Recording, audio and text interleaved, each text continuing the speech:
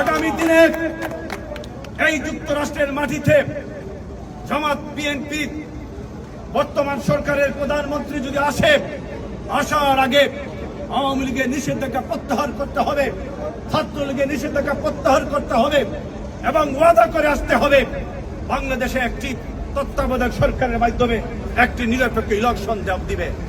অন্যথায় এই যুক্তরাষ্ট্রের মাটিতে অতীত ইতিহাস রয়েছে, যুবলীগ কখনো ছাড়ে না।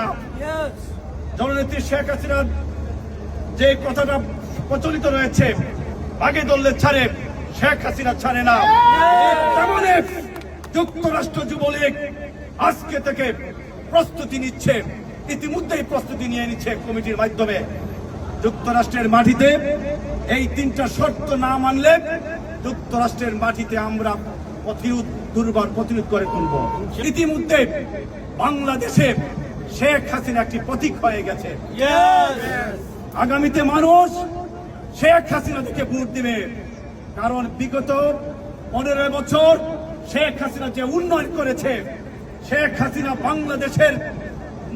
বাংলাদেশের যে মাথা উঁচু করে বিশ্বের দরবারে দাঁড়িয়েছে, বাংলাদেশের মানুষ আজ হারে হারে টের পাচ্ছে।